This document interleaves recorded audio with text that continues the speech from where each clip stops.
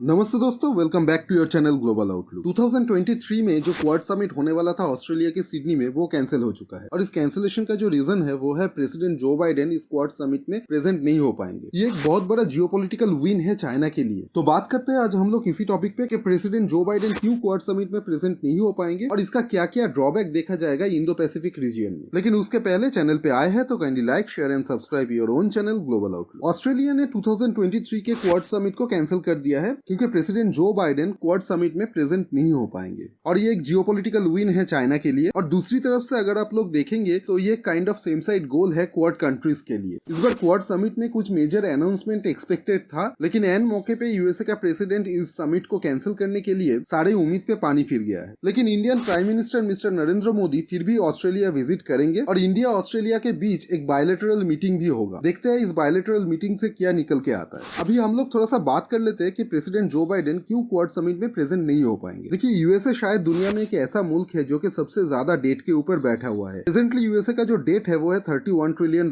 से ज्यादा। Now USA जो ये डेट लेता है, ये लेता है पूरे वर्ल्ड से। मतलब यूएसए क्या करता है, यूएसए कुछ बॉन्ड रिलीज करता है जो कि ट्रेजरी बॉन्ड बोला जाता है। यूएसए के ट्रेजरी से वो रिलीज होता है। तो इस बॉन्ड के अगेंस्ट में यूएसए ग्लोबल मार्केट से डेट उठाता है। सपोज कोई कंट्री यूएसए को $50 मिलियन दिया और उसके अगेंस्ट में यूएसए उसको एक ट्रेजरी बॉन्ड देता है और यूएसए ये प्रॉमिस भी करता है उस कंट्री से कि हर साल वो 2 to 3% एक इंटरेस्ट भी देता रहेगा उस कंट्री को। और यूएसए का जो ट्रेजरी बॉन्ड है वो मार्केट में बहुत वैल्यूएबल है। मतलब यूएसए को ऐसा एक कंट्री माना जाता है जिसका इकोनॉमी बहुत स्ट्रांग है और ये इकोनॉमी कभी क्रैश नहीं करेगा। तो ग्लोबल मार्केट में सारे कंट्री यूएसए के जो ट्रेजरी बॉन्ड है इसके ऊपर बहुत भरोसा करते हैं। तो यूएसए का जो ये ट्रेजरी बॉन्ड है बहुत इजीली कोई देश इसे एक्सेप्ट कर लेता है और यूएसए बहुत ही आसानी से ग्लोबल मार्केट से ये डेट उठा पाता है। तो ऐसा करते करते यूएसए का जो डेट है वो $31 ट्रिलियन के कैप को टच कर चुका है। तो यूएसए अपनी इस डेट को मैनेज करने के लिए इस डेट के ऊपर एक कैप लगाता है जिसे डेट सीलिंग बोला जाता है। लेकिन हर 4-5 साल के अंदर देखा जाता है ये डेट सीलिंग को यूएसए को फिर से रिवाइज करना पड़ता है। और इस बार भी ऐसा एक प्रॉब्लम आ चुका है यूएसए के सामने। देखिए, अगर आप थोड़ा सा पीछे जाएंगे,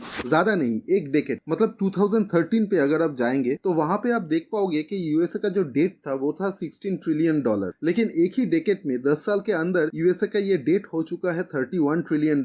मतलब ये ऑलमोस्ट डबल हो चुका है। सो यूएसए इतना डेट क्यों उठाता है ग्लोबल मार्केट से? इसके पीछे बहुत सारा रीजन है। देखिए, यूएसए का खर्चा भी बहुत ज्यादा है। यूएसए बहुत सारा एड बहुत सारे कंट्री को प्रोवाइड करता है। जैसे कि फॉर एग्जांपल अगर आप देखेंगे कि यूक्रेन रशिया वॉर स्टार्ट होने के बाद यूक्रेन को यूएसए ने बहुत सारा एड प्रोवाइड किया है जो कि लगभग $75 बिलियन के करीब है। इसके अंदर humanitarian, financial and military support सब कुछ इंक्लूडेड है। तो इतने सारा पैसा जब यूएसए एड की तरह प्रोवाइड करता है किसी भी कंट्री को, तो उसे इस पैसे को जनरेट भी करना पड़ता है। इसके लिए डेट बहुत एक इजीएस्ट मेथड है यूएसए के लिए। ना यूएसए का जो डेट सीलिंग मतलब डेट का जो कैप है वो अपना एक्सट्रीम लेवल को टच कर चुका है। तो यूएसए अभी मार्केट से कोई डेट नहीं उठा पाएगा एज पर देयर लॉ। लेकिन अगर इस डेट सीलिंग को फिर से रिवाइज नहीं किया जाएगा तो एक बहुत बड़ा इकोनॉमिक क्राइसिस आ सकता है। और ये जो क्राइसिस आएगा ये खाली यूएसए के लिए नहीं, ये पूरा वर्ल्ड में आएगा क्योंकि यूएसए का इकोनॉमी के ऊपर पूरा वर्ल्ड डिपेंड करता है। लेकिन अभी ये जो डेट सीलिंग है इसे जब रिवाइज करने जाओगे तो ये प्रेसिडेंट जो बाइडेन के अकेले के फैसले से नहीं होगा। इसे यूएस कांग्रेस, मतलब जो हम लोगों के यहाँ पे पार्लियामेंट होता है तो वैसे ही यूएसए में यूएस कांग्रेस बोला जाता है इसे। तो इसका प्रोपोजल यूएस कांग्रेस में प्रेजेंट किया जाएगा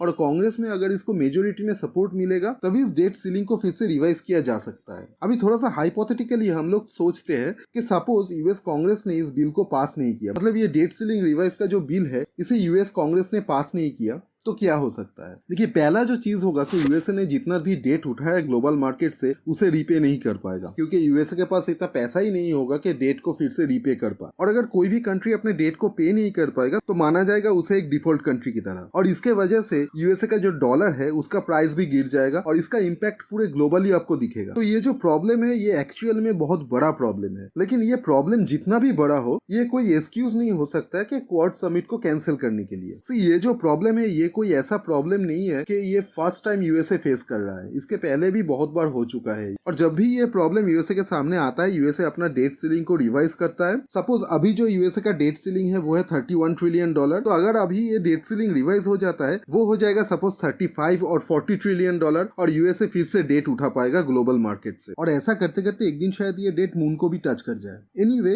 लेकिन ये कोई रीजन नहीं है कि एक समिट को, एक इंपॉर्टेंट समिट को आप कैंसिल कर दो। देखिए, प्रेसिडेंट जो बाइडेन इस समिट को वीडियो कॉन्फ्रेंस से भी अटेंड कर सकते थे और उनका जो सेक्रेटरी ऑफ स्टेट है उन्हें ऑस्ट्रेलिया भेज सकते थे on behalf of the US president. इस बार क्वाड मीटिंग के बाद सारे क्वाड लीडर्स ने ये प्लान किया था कि इंडो पैसिफिक के कुछ छोटे कंट्री में वो लोग विजिट करेंगे, जिसमें से बहुत ज्यादा इंपॉर्टेंट एक कंट्री था पापुआ न्यू गिनी। देखिए, पापुआ न्यू गिनी एक कंट्री है जो कि ऑस्ट्रेलिया के पास है और यहाँ पे चाइना अपना इन्फ्लुएंस को क्रिएट करने की कोशिश किए जा रहा है और क्वाड कंट्री ये कोशिश कर रहा है कि ये कंट्री न्यूट्रल रहे। तो पापुआ न्यू गिनी को जब ये पता चला कि यूएसए का प्रेसिडेंट और सारे क्वाड लीडर उनके कंट्री को विजिट करने वाला है, तो पापुआ न्यू गिनी ने इस डे को एक स्पेशल डे की तरह ट्रीट करने लगा और उस दिन को नेशनल हॉलीडे भी अनाउंस कर दिया। लेकिन अभी जब प्रेसिडेंट जो बाइडेन इस क्वाड मीटिंग को कैंसिल कर चुका है, तो वहां पे एक बहुत ज्यादा डिसअपॉइंटमेंट देखा जा रहा है और ये disappointment could be a reason to push Papua New Guinea in the Chinese pavilion. अभी अगर आप लोग देखेंगे कि बहुत बार ये बात उठ चुका है यूएसए की तरफ से कि इंडिया क्यों एससीओ में प्रेजेंट है या फिर इंडिया क्यों ब्रिक्स में प्रेजेंट है। यूएसए एक ऐसा कंट्री है जिसे कभी भी भरोसा नहीं किया जा सकता। यूएसए आपको चने के झाड़ पे चला के सीढ़ी हटा लेगा और आप जब गिर जाओगे तब आपको बोलेगा कि कूदे क्यों। तो ये एक रीजन है कि इंडिया कभी भी ब्रिक्स या एससीओ से बाहर नहीं हुआ है और शायद कभी होगा भी नहीं। यूएसए को अगर अपने पार्टनर कंट्री से कमिटमेंट चाहिए तो यूएसए को 100% कमिटमेंट शो करना पड़ेगा, उसके बाद ही वो दूसरे से कमिटमेंट मांग सकता है। एनीवे, अभी हम लोग देखते हैं कि इंडिया ऑस्ट्रेलिया के जो बायलैटरल मीटिंग होने वाला है उससे क्या निकल के आता है। अगर कुछ इंपॉर्टेंट निकल के आया, डेफिनेटली एक वीडियो बनेगा उसके ऊपर। और तब तक के लिए आप अपना थॉट्स, अपना ओपिनियन शेयर कीजिए मुझे कमेंट सेक्शन में। वीडियो अगर इन्फॉर्मेटिव लगा हो तो लाइक एंड शेयर कीजिए,